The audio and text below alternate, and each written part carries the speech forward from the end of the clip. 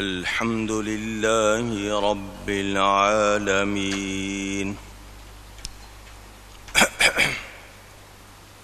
والعاقبة للمتقين والصلاة والسلام على رسوله سيد المرسلين رحمة للعالمين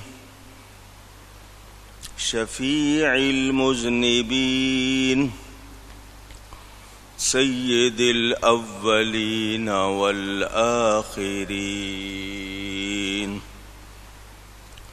سيدنا ومولانا محمد رسول رب العالمين وعلى آله وصحبه أجمعين. أما بعد فأعوذ بالله من الشيطان الرجيم. بسم الله الرحمن الرحيم. وهو الذي أنشأ لكم السمع والأبصار والأفئدة قليلا ما تشكرون. وهو الذي ذرأكم في الأرض وإليه تحشرون. وهو الذي يحيي ويميت وله اختلاف الليل والنهار أفلا تعقلون. صدق الله العلی العظیم. محبت کے ساتھ ایک مرتبہ دروشی پڑھ لیجئے. اللہم صلی علی سیدنا و مولانا محمد معدن الجود والکرم وآلہ وصحبہ وبارک وسلم. الصلاة والسلام عليك يا رسول الله. الصلاة والسلام عليك يا حبيب الله. الصلاة والسلام عليك يا رحمة للعالمين وعلى آلك وأصحابك يا شفيع المذنبين. حمد و صلاۃ کے بعد قرآن کریم کی سورۃ المؤمنون کی تفسیر آپ سن رہے ہیں. یہ بیان ہوا کہ وہی اللہ ہے جس نے بنائے تمہارے لیے کان اور آنکھیں اور دل. تم بہت ہی کم حق مانتے ہو، بہت کم شکر کرتے ہو. اس حوالے سے کچھ باتیں آپ تک پہنچا چکا ہوں. انسان کو اللہ تعالی نے ہر نعمت بے بہا دی ہے. بے بہا کا مطلب ایسی دی ہے جس کا کوئی مول ہو سکتا نہیں، اور جو دی ہے بہت عمدہ دی ہے. اس کا کوئی بدل نہیں. ہم ان نعمتوں کا حق ادا نہیں کر سکتے، لاکھ کوشش کر لیں. ہم بہت کم شکر کرتے ہیں اور کبھی سوچا بھی نہیں کہ ہمیں ان نعمتوں کی کتنی قدر کرنی چاہیے۔ جو نعمت ملی تھی اس کو جس کام میں لگانا تھا اس کام میں نہیں لگایا، جس کام کے لیے اللہ نے وہ نعمت عطا کی تھی اس کام کی طرف بہت کم توجہ، حالانکہ اصل شکر یہی تھا کہ جو نعمت ملی جس کام کے لیے ملی اس کو اس کام میں لگا دیا جائے، مگر ہم نے استعمال میں اپنی مرضی کی اور اللہ تعالی کی طرف دھیان ہی نہیں دیا۔ کبھی کوئی نعمت چھن جائے، کم ہو جائے، پھر ہمیں پتہ چلتا ہے کہ ہم نے کیا کھو دیا، ہم سے کیا چیز کم ہو گئی۔ کافروں کا یہ حال کہ وہ تو شکر کرتے ہی نہیں، مومن کہلانے والے، ایمان والے، میں نے آپ کو بتایا تھا ساری عمر ایک ٹھنڈے پانی کے گلاس کا بھی ہم شکر ادا کر سکتے نہیں۔ ظاہری شکر زبان سے کہنا، حقیقی شکر دل سے اس کی قدر کرنا اور اس کا صحیح استعمال کرنا۔ اللہ تعالی نے شکر گزار بندوں کی جو تفصیل بیان فرمائی، ہم نے اس پر بھی توجہ نہیں دی۔ جہاں تک پورا حق ادا کرنے کی بات ہے وہ تو شاید کوئی بھی نہیں کر سکتا۔ رسول کریم صلی اللہ علیہ وآلہ وسلم جو اللہ تعالی کی عطا سے مخلوق میں سب سے افضل اور اعلی، جن کے بارے میں ہم یہ گمان بھی نہیں کر سکتے کہ ان میں کوئی کمی، وہ اللہ کی بارگاہ میں عاجزی کرتے ہوئے کیا کہتے ہیں؟ ما شکرنا کا حق کا شکر کا، یا اللہ جیسا تیرا شکر ادا کرنے کا حق میں وہ ادا نہیں کر سکا۔ یہ میری آپ کی تعلیم ہے، حالانکہ وہ اللہ کے شکر گزار تھے، اللہ کی بارگاہ میں محبوب تھے، مگر میری آپ کی تعلیم کے اتنا بڑا درجہ جو مخلوق میں کسی اور کا نہیں، اس کے باوجود جب وہ یہ فرما رہے ہیں ہمارا کیا حال ہونا چاہیے۔ تین چیزوں کا بیان ہے اس آیت میں، آنکھ، کان، ناک۔ ان نعمتوں کے بارے میں مفسرین فرماتے ہیں کہ ان تینوں کو اللہ کی طاعت کہنا ماننے میں، فرما برداری میں لگا دینا چاہیے۔ سمع، اس کی طاعت کیا ہے کہ منہیات، جن چیزوں سے منع کیا گیا ہے اس میں نہ لگائیں۔ کان سنیں تو وہ بات سنیں جو سننی چاہیے، اور جو نہیں سننی چاہیے اس سے اس کان کو الگ رکھا جائے۔ آنکھوں کی کیا ہے؟ بصارت، کیا دیکھنا ہے کیا نہیں دیکھنا ہے، اس کی بھی ہمیں تعلیم دی گئی ہے، سکھایا گیا ہے۔ تو آنکھوں کو ان چیزوں سے روک لیا جائے جن سے منع کیا گیا ہے۔ یہاں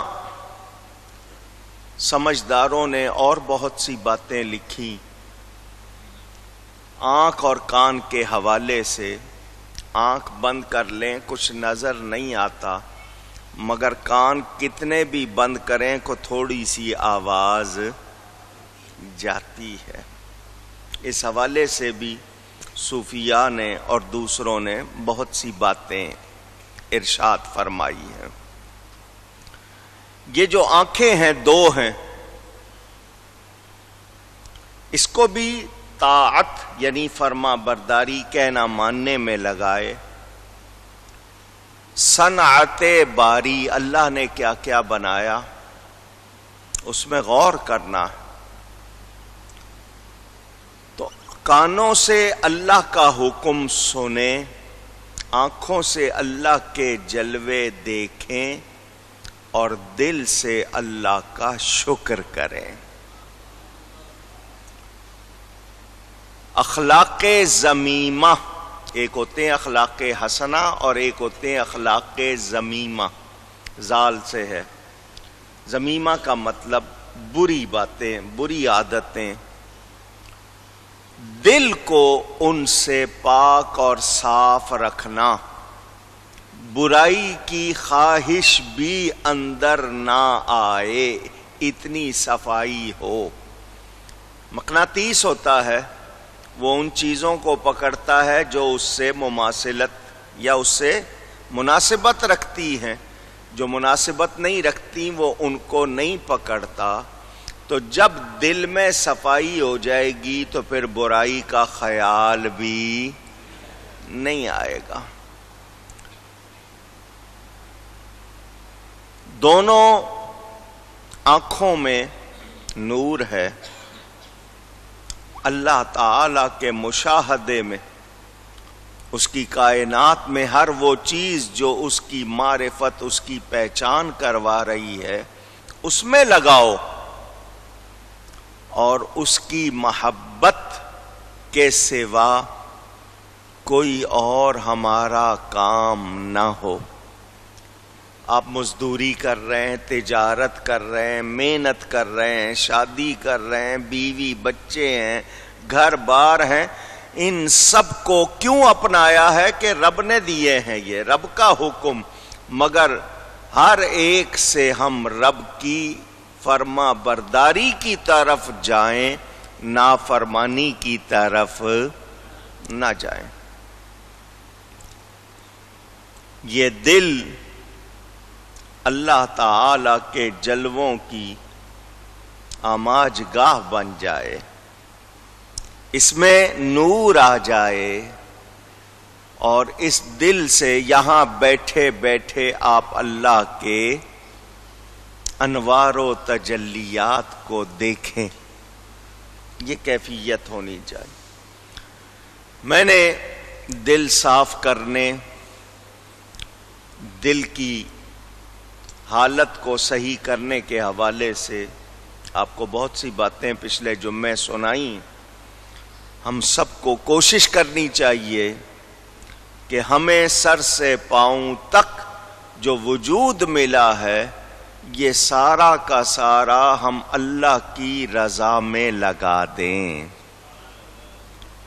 آپ کھائیں، آپ پئیں، آپ سوئیں، آپ چلیں، آپ دوڑیں، آپ کھیلیں، آپ آرام کریں، آپ خوش ہوں، یہ نہیں ہے، یہ ساری دنیا آپ کے لیے بنی ہے، مگر آپ دنیا کے لیے نہیں بنے۔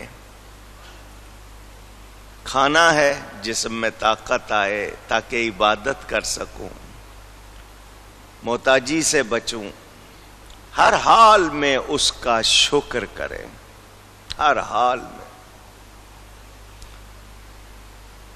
یہ آنکھوں سے دیکھنا، کانوں سے سننا، یہ حواس ہیں، 5 حواس ظاہری ہیں، 5 باطنی جو اندر ہیں۔ یہ انسان کے لیے بہت بڑی نعمت۔ میں نے آپ کو یہ بھی بتایا، آج کیمرے کی آنکھ بڑی مشہور ہے۔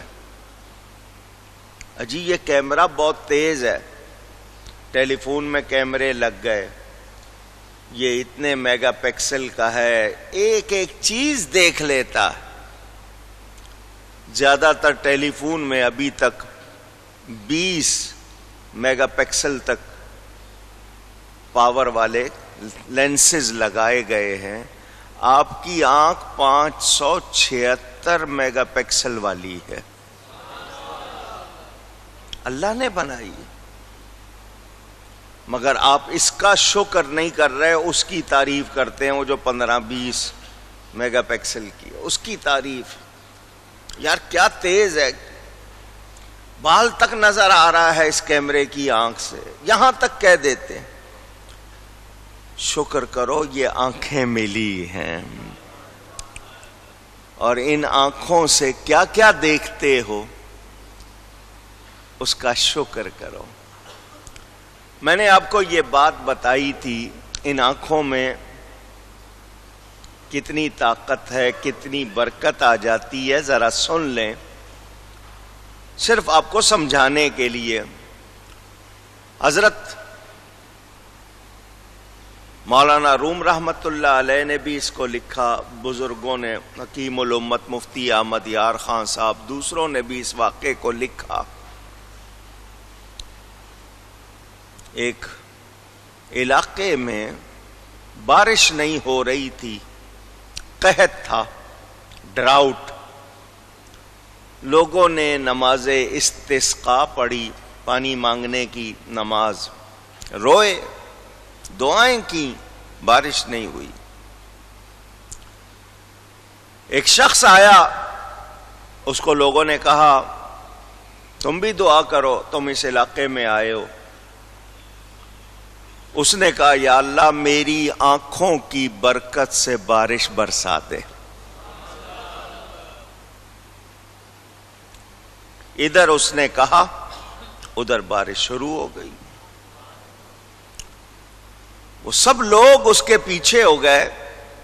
ہم رو رہے ہیں، دعائیں کر رہے ہیں، کیا نہیں کیا ہم نے، بارش نہیں ہوئی. تو نے صرف اتنا کہا کہ میری آنکھوں کی برکت سے بارش ہو جائے، بارش شروع ہو گئی. یہ بتا تیری آنکھوں میں کیا خاص بات ہے؟ دیکھنے میں تو ویسے ہی ہیں جیسی ہماری ہیں. اس نے کہا میں نے اپنی ان آنکھوں سے ایک مرتبہ حضرت بایزید بستامی کو دیکھا ہے. اللہ اکبر یا رسول اللہ. اندازہ کریں، حضرت بایزید بستامی صحابی نہیں ہے،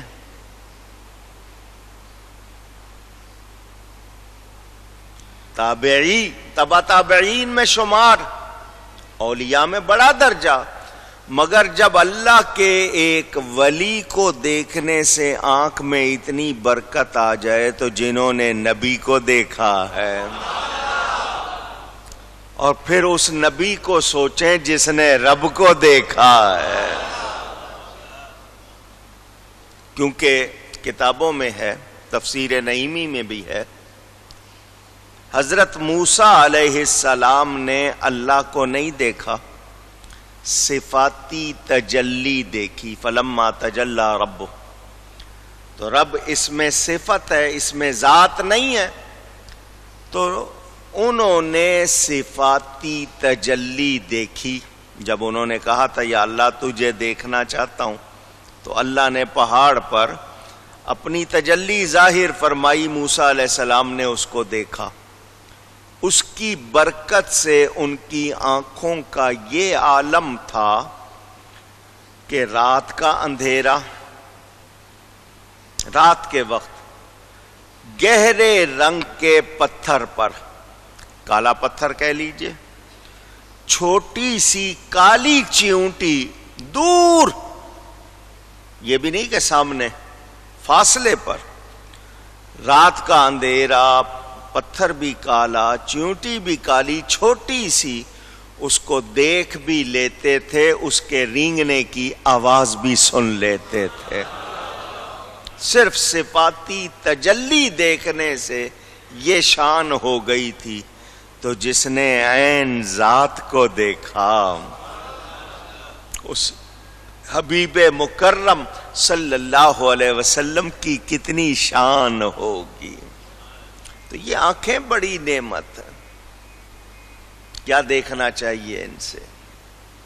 اور میں نے یہ بات آپ کو سنائی ہوئی ہے، میرے استاد مکرم آپ لوگوں نے اکثر نے ان کی زیارت کی ہوئی ہے، تشریف لایا کرتے تھے۔ شیخ الاسلام والمسلمین حضرت مولانا غلام علی صاحب اشرفی اکاڑوی رحمۃ اللہ علیہ، انہوں نے مجھے یہ بات سنائی تھی، میں نے سبق بنا کر یاد کر لی ہے۔ فرماتے تھے من زار مغفورن سارا مغفورن، جس نے کسی بخشے ہوئے کو دیکھ لیا وہ بھی بخشا گیا۔ شرط کیا ہے؟ ایمان۔ تو آنکھوں کا استعمال، کانوں کا استعمال، پھر دل پہچانے اس کو۔ جی تو چاہتا ہے کہ 2-3 جمعے اس پر لگاؤں، ایک جمعہ کانوں پہ، ایک آنکھوں پہ، پھر دل کی بات، کیونکہ یہ دل ہے، میں نے آپ کو بتایا تھا یہ دل انسانی جسم میں بادشاہ ہے، باقی سارا جسم اس کے تابع ہے۔ تو اس دل پر توجہ دینی چاہیے، اس کو سیدھا کرنا چاہیے، اس کو صاف کرنا چاہیے۔ یہ اگر صاف نہ ہو تو جسم درست رہ سکتا نہیں۔ تو جسم پر دل کی حکومت ہے، دل پر مصطفیٰ کی حکومت ہونی چاہیے۔ جب ان کی حکومت ہو جائے تو پھر بندہ غوث اعظم بن جاتا ہے، پھر امام اعظم بن جاتا ہے، پھر وہ شان آ جاتی ہے جس کے لیے ہم پڑھتے سنتے ہیں کہ وہ اللہ کے پیارے بن جاتے ہیں۔ غور کرنا چاہیے، اللہ ہم سب کو توفیق دے۔ اس حوالے سے ایک بات اور کر کے آگے بڑھوں گا۔ میں نے آپ کو یہ بھی بتایا کہ نعمتوں کا اصل شکر یہ ہے کہ ان کا صحیح استعمال کیا جائے، یہ اصل شکر ہے کہ ہمیں جس چیز کے لیے ملی ہم وہی کریں۔